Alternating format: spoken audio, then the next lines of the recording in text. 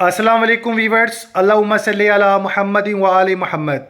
Welcome to my channel S law learning और उम्मीद करता हूं कि आप सब वीवर्स ठीक ठाक होंगे।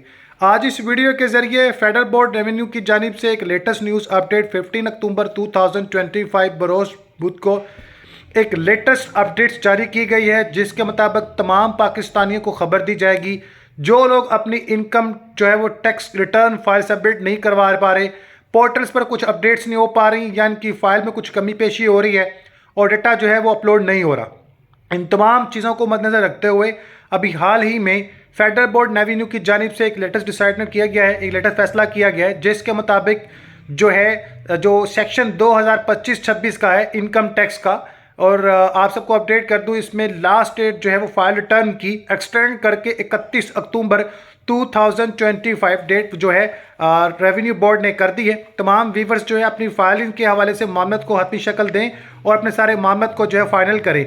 इंशाल्लाह इस तरह की मजीद अपडेट इसी प्लेटफॉर्म के जरिए आप तक पहुंचाई जाएंगी। ऑफिशियल नोटिफिकेशन जारी किया जा चुका है। इंशाल्लाह इसकी मजीद अपडेट्स जल्द आप सभी के साथ शेयर की जाएंगी। सो चैनल को सब्सक्राइब, बेल आइकन पर लाजम कीजिएगा। फाइल रिटर्निंग में कोई इशू है वीडियो पे कमेंट कीजिएगा, इंशाल्लाह आपको सपोर्ट किया जाएगा।